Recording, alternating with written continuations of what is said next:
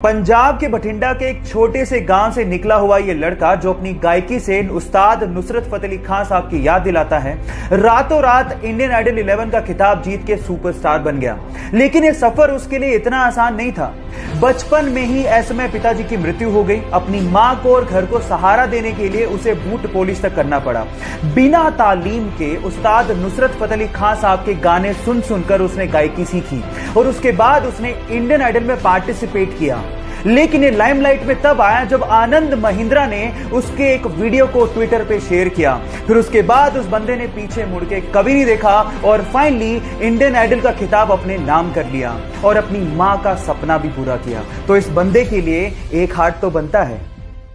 सन 1954 में 92 यात्रियों के साथ एक फ्लाइट जर्मनी से ब्राजील की तरफ उड़ान भरती है। 18 घंटे का ये सफर था, लेकिन महीनों निकल गए, वो फ्लाइट कभी लैंड ही नहीं हुई। लोगों ने मान लिया था कि नीला आसमान उस फ्लाइट को निगल चुका है। फाइलें बंद, सेंटियागो की फ्लाइट्स पूरी तरह से बंद कर दी गई। लेकिन उसके बाद जो हुआ आप लोगों को सुनना चाहिए। ठीक 35 साल बाद सन 1989 में वही फ्लाइट ब्राजील के एयरपोर्ट पे लैंड करती है। वहां की अथॉरिटीज ने पायलट से कांटेक्ट करने की कोशिश करी, लेकिन कोई जवाब ही नहीं मिला। उसके बाद वो लोग फ्लाइट पे चढ़े, लेकिन जो उन्होंने देखा वो हैरान कर देने वाला था। सिर्फ उन लोगों के कंकाल कुर्सी की पेटियों के साथ बंधे हुए थे। जब वो कॉकपिट की तरफ भागे तो पायलट के भी कंकाल ही बंधे हुए थे। अब सवाल यह है कि अगर पायलट के कंकाल ही बंधे हुए थे तो फ्लाइट लैंड कैसे हुआ? विज्ञान ने बहुत तरक्की कर ली है, लेकिन ऐसी बहुत सारी घटनाएं हैं जिनका जवाब विज्ञान के पास भी नहीं है। बचपन से उसके पापा उसे म्यूजिक कॉन्सर्ट में लेके जाया करते थे, जिसकी वजह से म्यूजिक में उसका इंटरेस्ट बढ़ चुका था। अब वो सिंगर बनना चाहता था, लेकिन प्रॉब्लम ये थी कि वो बचपन से ही हकलाता था, जिसकी वजह से स्कूल के सारे बच्चे उसे चिढ़ाया करते थे। एक दिन उसके पापा ने उसे एमएनएम का सीडी लाके दिया, जिसे प्ले करने के बाद वो हैरान रह गया कि कोई बंदा इतना तेज कैसे गा सकता है। उसके बाद एमएनएम से इंस्पायर्ड होकर उसने स्पीच थेरेपी ली और सिंगर बनने के लिए लंदन चला गया। फिर अपनी एल्बम प्लस से उसने लोगों के दिलों में अपनी जगह बनाई। उसके बाद उसने पीछे मुड़ के कभी नहीं देखा।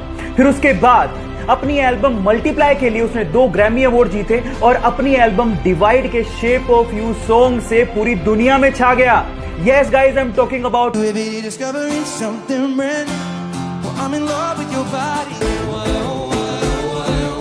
गाइस, वो तो इंस्पायर होके वर्ल्ड फेमस हो गया। आपका इंस्पिरेशन कौन है? चैट में लिखना मत भूलिएगा। आप लोगों के एग्जाम इंपॉर्टेंट हैं, लेकिन आपकी जिंदगी से इंपॉर्टेंट नहीं है। इसलिए मैं आप लोगों से एक बात कहना चाहता हूं, चाहे आपके एग्जाम कैसे भी हो, टेंशन मत लेना, क्योंकि ये कागज के टुकड़े आपकी जिंदगी डिसाइड नहीं करते। हां, अपना 200% दो, लेकिन टेंशन मत लो।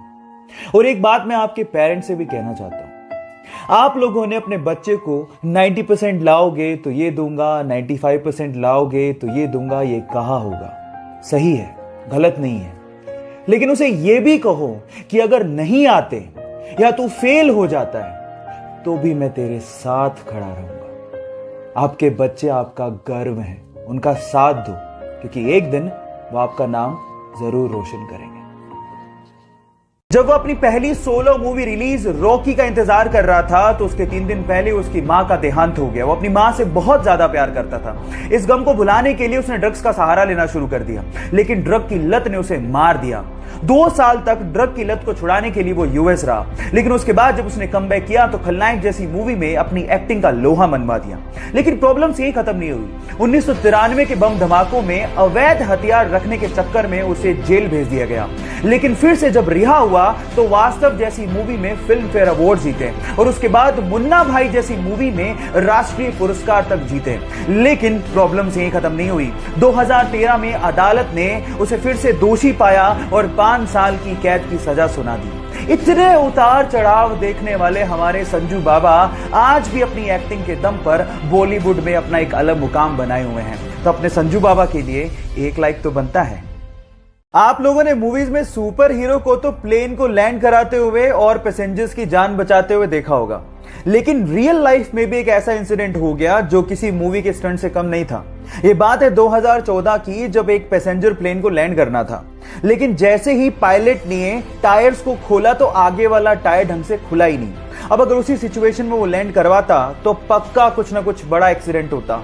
लेकिन इतने में होती है हमारे सुपर हीरो की एंट्री विद पिकअप वो एक जीप लेके आता है और आगे के टायर को करवाता है लैंड अपनी जीप में और फिर प्लेन ढंग से लैंड होता है।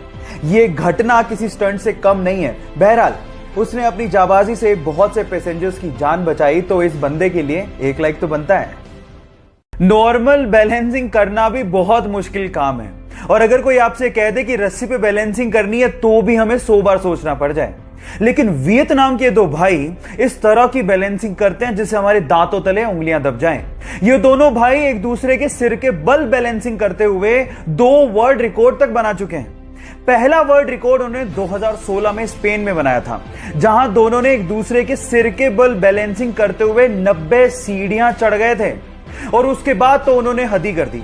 2018 में उन्होंने एक शो के दौरान एक भाई ने आंख पे काली पट्टी बांधी और दूसरे ने सिर के बल बैलेंसिंग करते हुए सीढ़ियां चढ़े भी और वापस उतरे भी। Oh my God. इससे तो यही समझ में आता है कि अब perfect practice makes a man perfect. अगर आप किसी चीज की परफेक्ट प्रैक्टिस कर लेते हो तो कुछ भी संभव है।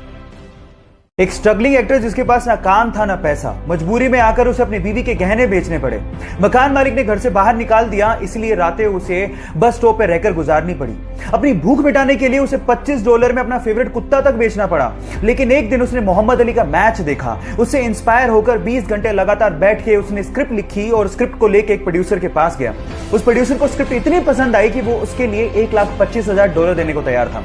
लेकिन इस बंदे ने शर्त रख दी कि इस मूवी में लीड रोल वही करेगा, जो कि प्रोड्यूसर को नागवार था। उस प्रोड्यूसर ने उसे कहा कि मैं तुम्हें $2.5 लाख देने को तैयार हूं स्क्रिप्ट के लिए, लेकिन वो बंदा टस से मस नहीं हुआ। फाइनली उसे हीरो बनाया गया उस मूवी में और मूवी को रिलीज किया गया। उस मूवी का नाम था रॉकी, जो कि सुपर हिट साबित हुई। बंदे का नाम है सिल्वेस्टर स्टेलोन। जिस बंदे को $25 के लिए अपना कुत्ता बेचना पड़ गया था, आज वो $500 मिलियन का मालिक है ना इंस्पायरिंग बात। पिकासो के एक पेंटिंग एग्जीबिशन में एक महिला पिकासो के पास आकर एक पेपर और पेन देकर कहती है कि पिकासो मैं आपकी बहुत बड़ी फैन हूं, क्या आप मेरे लिए कुछ ड्रॉ करेंगे। पिकासो ने 30 सेकंड लगा के एक बहुत ही वंडरफुल सी पेंटिंग ड्रॉ करके उसको दी। उसके बाद वो थैंक यू कह के वहां से जब जाने लगी तो पिकासो ने पीछे से आवाज लगाते हुए कहा कि एक्सक्यूज मी लेडी, इस पेंटिंग की कीमत $1 मिलियन है और आपको पे करनी पड़ेगी। तो उस महिला ने जवाब दिया कि क्या बात कर रहे हो पिकासो, आपने सिर्फ 30 सेकंड लिए और आप $1 मिलियन मांग रहे हो। तो पिकासो ने कहा कि इस पेंटिंग को 30 सेकंड में बनाने में मुझे 30 साल की मेहनत लगी है। गाइस, यहां सीखने लायक बात यह है कि किसी चीज को शिद्दत से सीखने में आपके द्वारा लगाया गया वक्त अनुभव में बदलकर उस वक्त की कीमत जरूर चुकाता है। हम जिंदगी में बहुत बार हार जाते हैं, गिर जाते हैं और कभी कभार तो हम लोग उठने की कोशिश भी नहीं करते। और जब वक्त निकलता है तो हम सोचते हैं कि काश एक बार और मैंने कोशिश कर ली होती। इस केस में क्या करें मैं आपको बताता हूं। ऊपर एक वीडियो चल रहा है, 3 साल का एक छोटा सा बच्चा है जो कि एक स्केटर है और उसके मन में कोई डर का गिरने का भाव ही नहीं है। वो सिर्फ एक ही बात सोच रहा है, मैं स्केटिंग करते हुए गिरूंगा, फिर से उठूंगा और फिर से कोशिश करूंगा, क्योंकि मुझे इस काम में मजा आता है। तो बच्चे बन जाओ, गिरने से डरो मत, फिर से उठो, क्योंकि जिंदगी इसी का नाम है।